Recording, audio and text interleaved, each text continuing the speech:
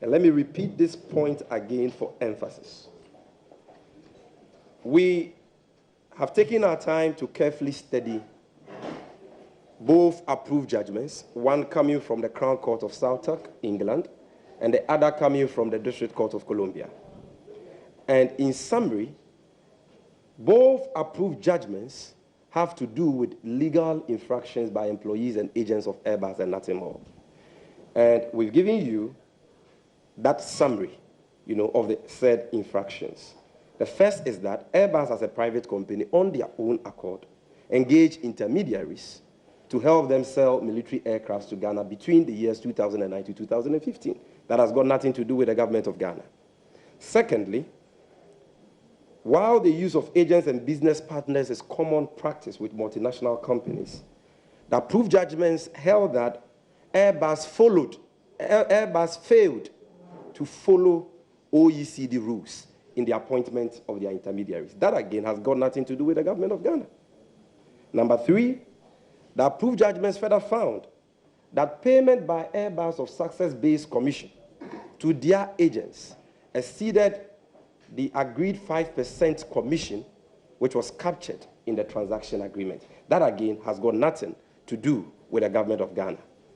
Then, finally, whereas there have been claims that success-based commissions were paid by Airbus to their agents with the intent of inducing or rewarding improper favor from the said government official one, it is instructive to note that there is no such indication, or there is no indication in any of the approved judgments on the matter that any such inducement took place. Now, ladies and gentlemen, let's be clear about certain basic facts.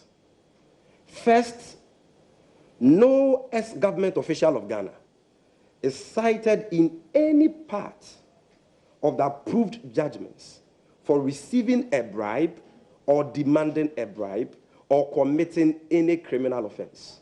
No ex-government official of Ghana is cited for either demanding or receiving a bribe or for committing any criminal offense.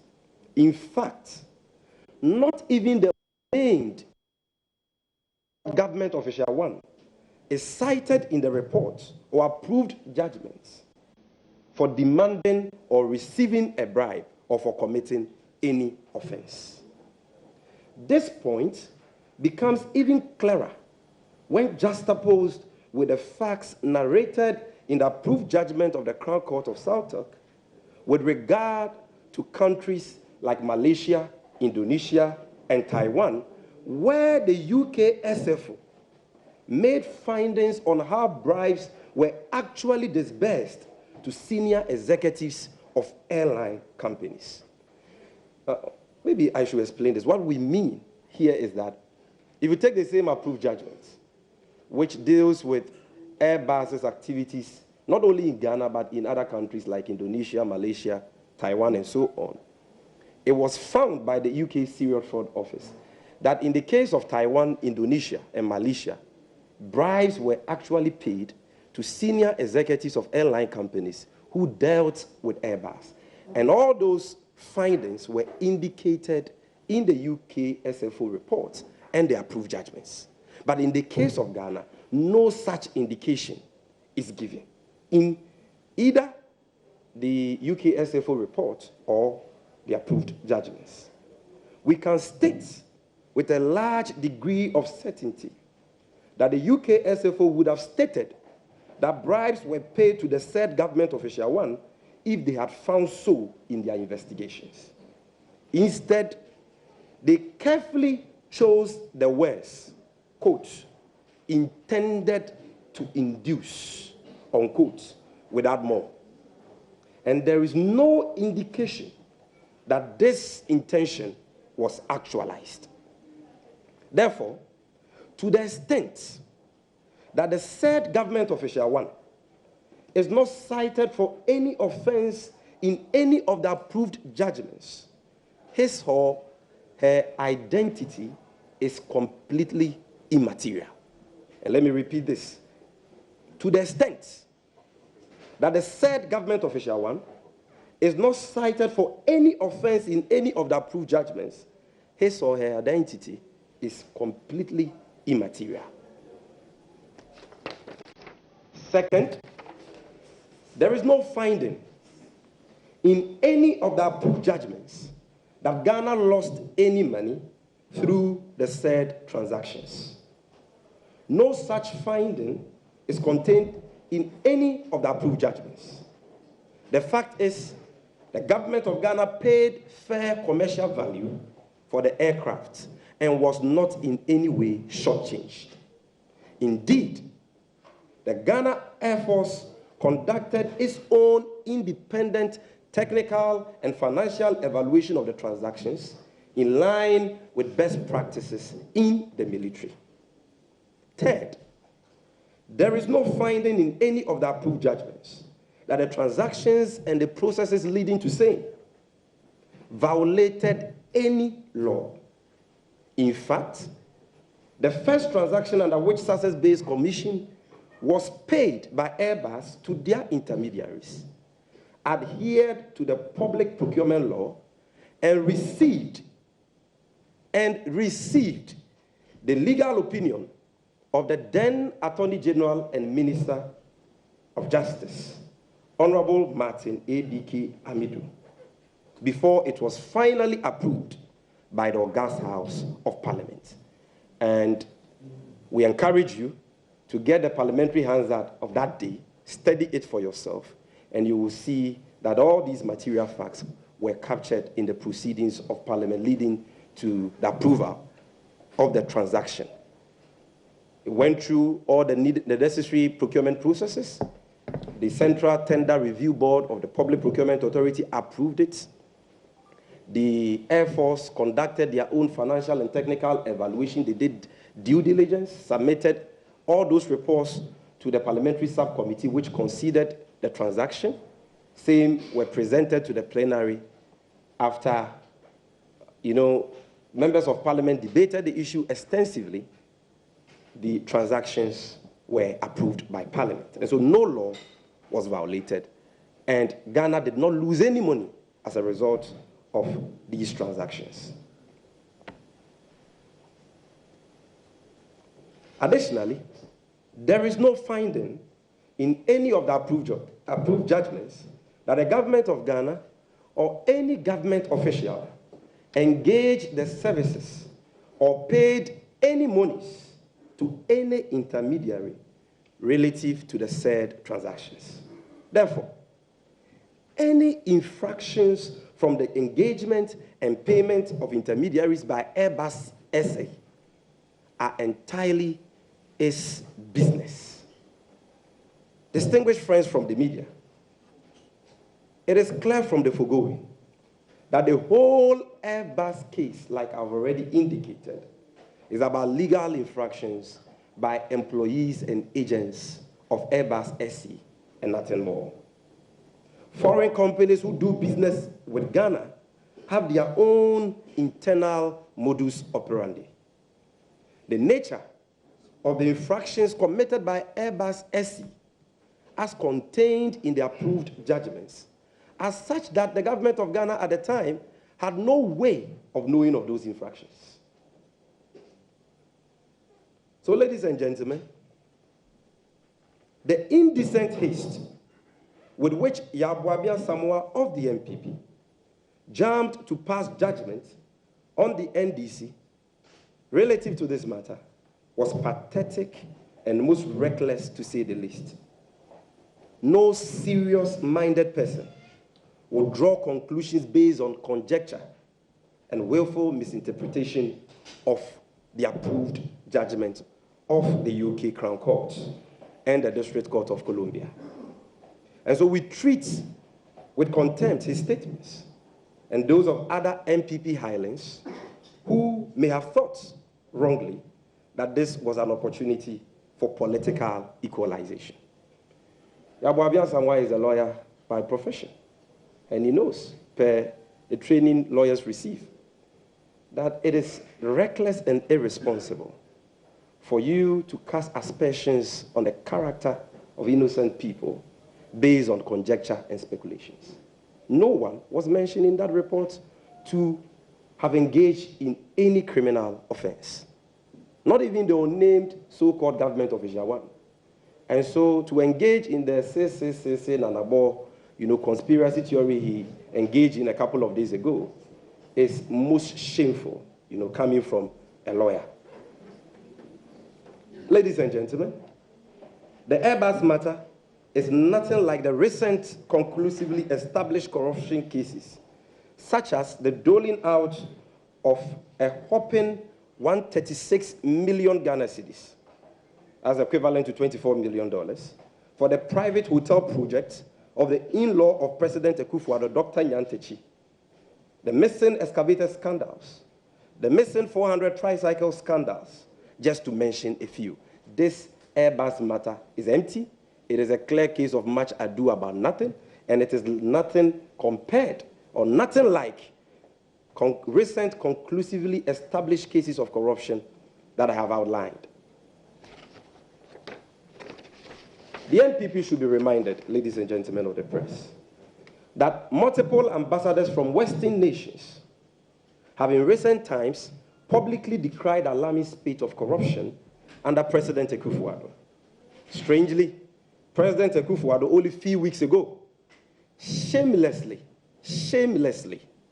warned ambassadors and foreign envoys in Ghana not to speak publicly about the alarming highs of corruption in his government.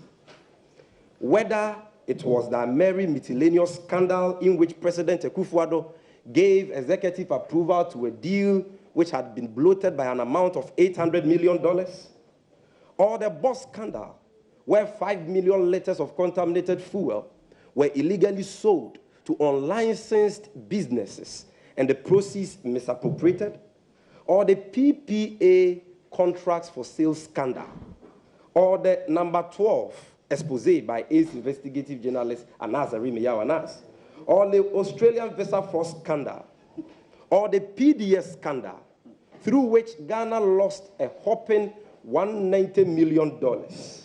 President Akufo-Addo has proven to be the biggest enabler and promoter of corruption in the history of Ghana. This fact is buttressed by the latest Corruption Perception Index of Transparency International, in which Ghana dropped 2 places, and the recent Afrobarometer findings by CDD Ghana that 53% of Ghanaians think that corruption has worsened under the watch of President Akufo-Addo. In all this, ladies and gentlemen, it is important to remind the NPP that per the latest CPI of Transparency International, which, by the way, is the most reputable and internationally recognized corruption index in the world, President Akufo-Addo's best score of 41 in the CPI is still worse than John Dramani Maham's worst score of 43 recorded in the year 2016 before the NDC exited office. And so here we know that Ghana's best ever score under the CPI was recorded in the year 2014 under His Excellency John Dramani Mahama, who they are castigating. That was a score of 48. His worst score under the CPI, which was recorded in 2016, was a score of 43. That was John Mahama's worst. But ladies and gentlemen, that worst score of 43 is still better, in fact, far better than President Akufo-Addo, the man who is touted as incorruptible. President Akufo-Addo's best ever score under the CPI of 41, recorded in 2018 and 2019. And so the NPP should stop wasting our ears on this Airbus matter. Like I said, it is empty. It doesn't involve any ex-Ghana government official. It is a case of much ado about nothing. The allegations of wrongdoing the NPP has been peddling against ex-officials, of governments belonging to the NDC are only based on innuendo speculations and baseless conjecture. Ghana is a serious country. We have serious issues to deal with. And I think we must tell the NPP that enough is enough. Stop trying to equalize. Stop trying to divert attention from critical issues of corruption, which President Akufo-Addo is supervising, and which involves President Akufo-Addo, himself. So, having dealt with the Airbus matter, ladies and gentlemen,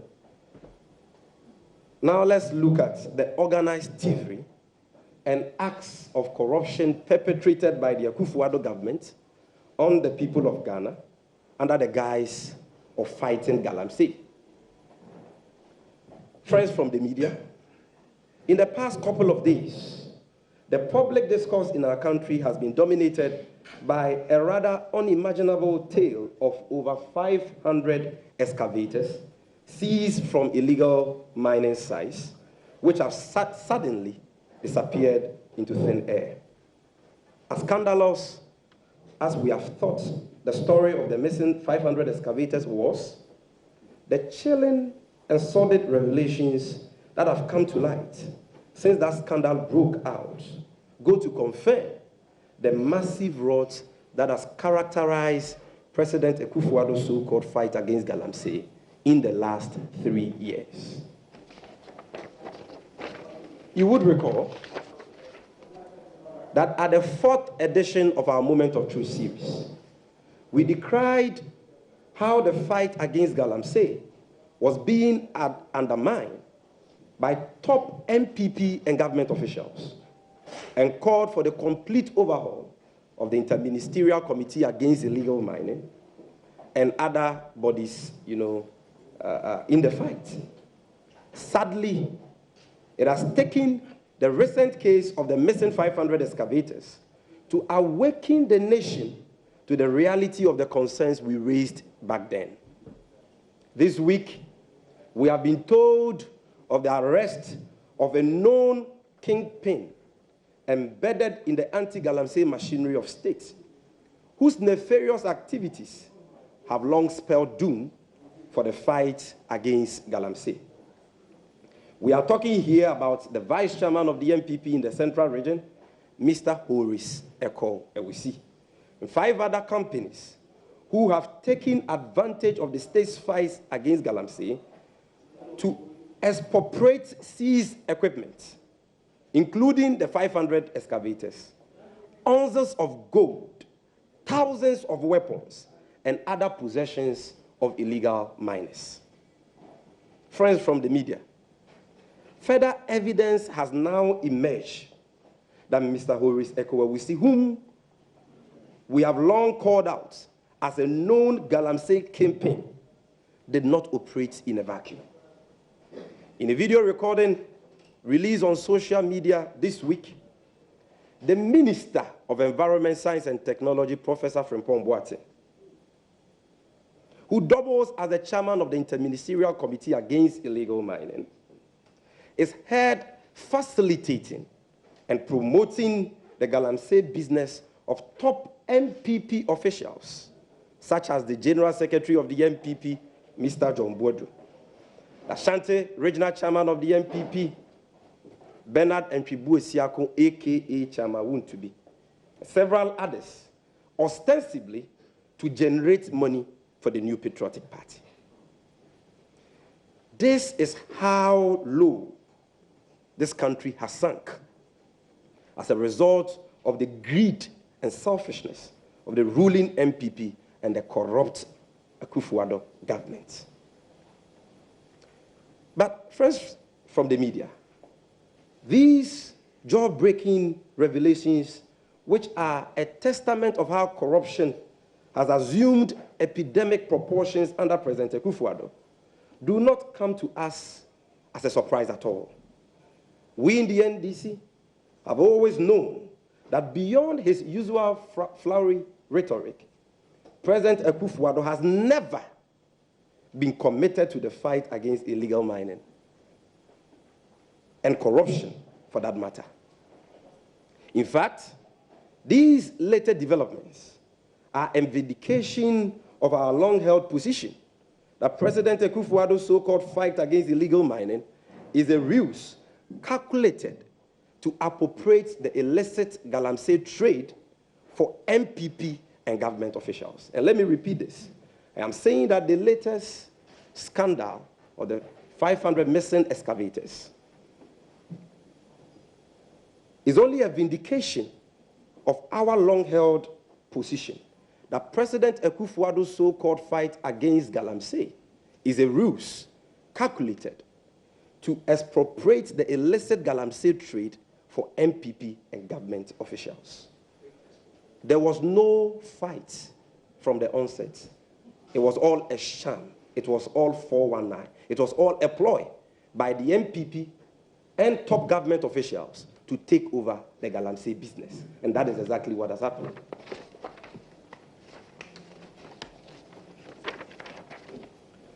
Now, ladies and gentlemen, let us be clear on certain things. This Galamsey scandal is a result of a grand scheme set up by President Akufo-Addo himself to enrich NPP officials to finance the new patriotic party. This is the reason he populated the Inter-Ministerial Committee Against Illegal Mining and Anti-Galamsey committees with top NPP officials such as Ekowawusi, Charles Bisiu, among others. It is now crystal clear that after spending millions of taxpayers' money on the Interministerial Committee Against Illegal Mining, Galamsey, Operation Vanguard, and other activities, and after killing and maiming several innocent young Ghanaians, certain top officials of the Akufo-Addo government have teamed up with officials of the new patriotic party to callously take over the illicit Galamsey trade despite its deleterious effects on the environment and human lives. Not even the hardcore evidence seen in the Galamsey fraud documentary, a painstaking investigation by ACE investigative journalist Anas Arimiyaw Anas, in which a presidential staffer, Charles Bisiu, was indicted. Let me take this paragraph again, it's very important. Not even the hardcore evidence seen in the Galamsey fraud documentary, a painstaking investigation by ACE investigative journalist Anas Arimiyaw Anas, in which a presidential staffer, Charles Bisiu, was indicted, was enough to move President Akufo-Addo into swift action in order to salvage the wobbly fight against Galamsey. Apart from the Galamsey kingpin Charles Bisiu, several actors within the Akufo-Addo government have in one way or the other compromised the fight against Galamsey whilst President Akufo-Addo looks on unconcerned. It will be recalled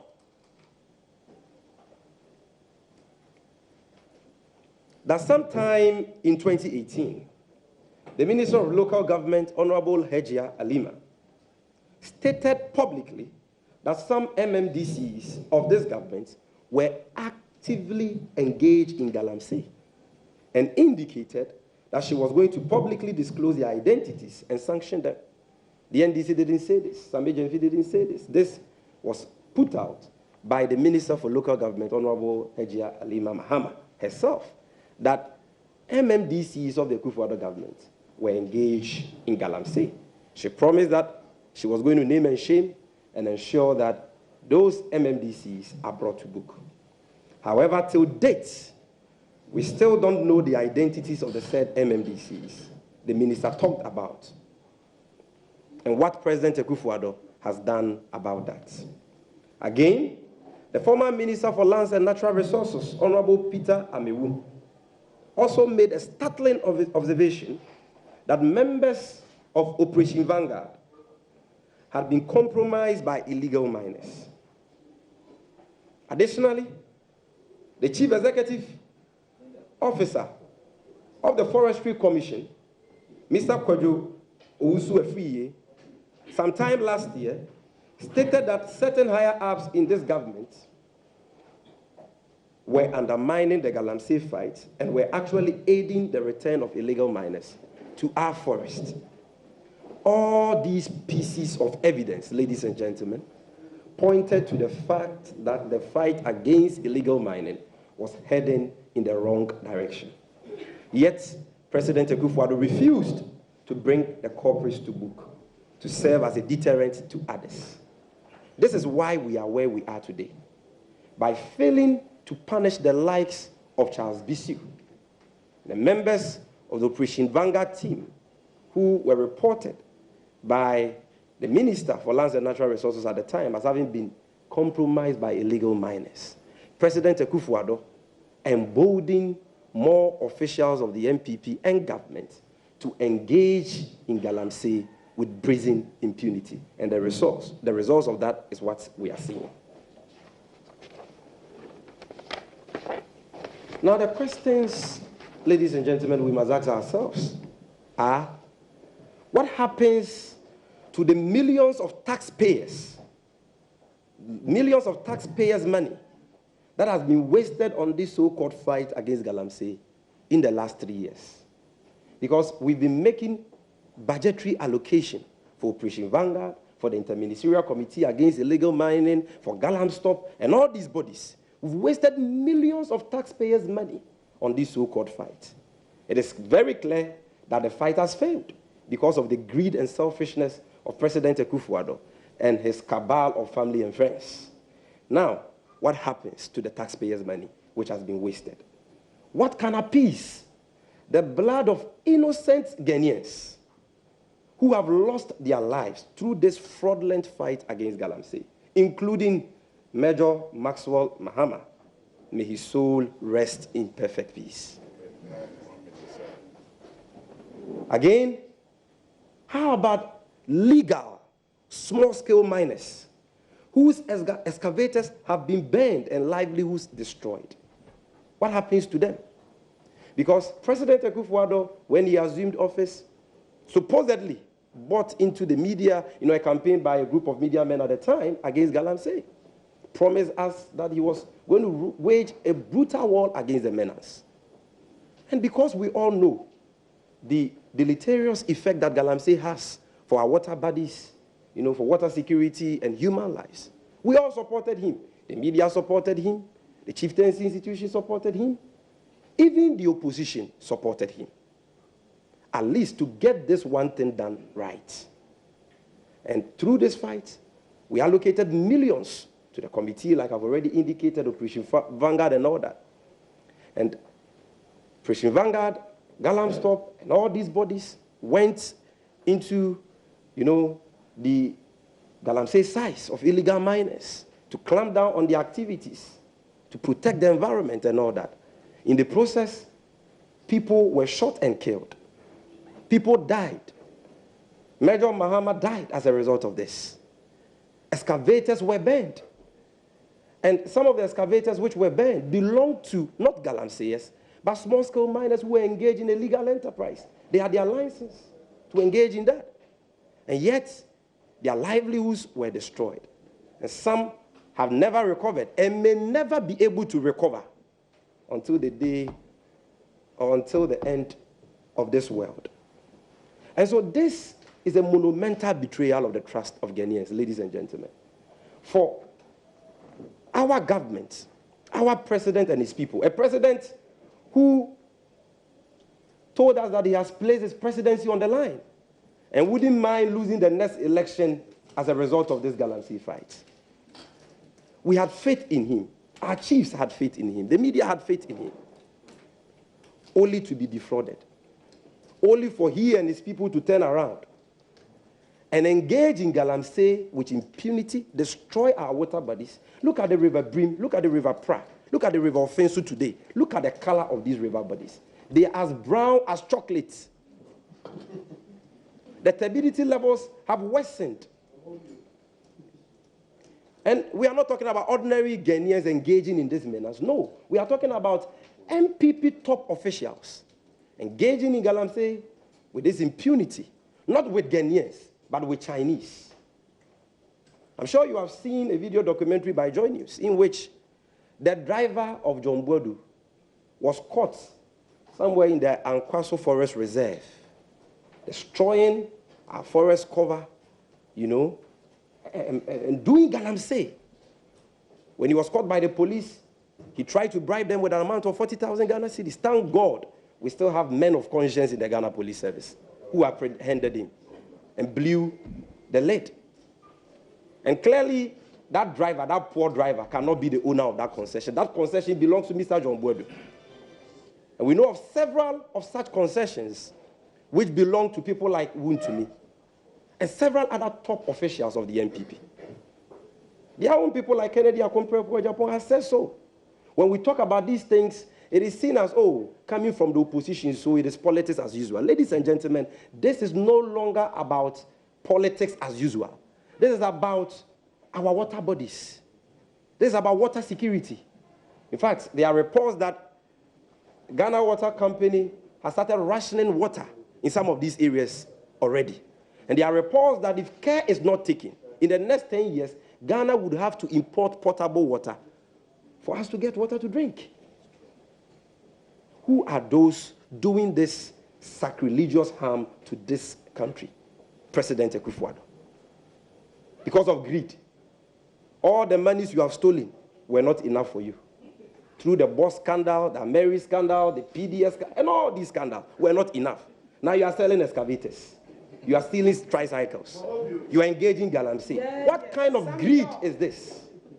What kind of greed is this? And so we are very sad. We are deeply concerned about the damage that this government is wreaking on this country. If care is not taken, by the time they are kicked out by the good people of this country, in the 2020 elections, there will be nothing left. Our water bodies would have been destroyed. And so we should all be concerned, whether you belong to the NDC, the CPP, the PNC, or even the NPP, you should be concerned. Because this is about future generations. It is about the sustainability of this country. Certainly, ladies and gentlemen, President Akufo-Addo, who plays his presidency on the line, must account for this fight, must account to Ghanaians by providing answers to these nagging questions. Distinguished ladies and gentlemen of the press, any government with its name would have by now sacked or caused the arrest of the Minister of Environment, Science and Technology, Professor Kwabena Frimpong-Boateng, who has become both a player and an enabler of the illicit Galamsey trade. He is both a player and an enabler in Galamsey.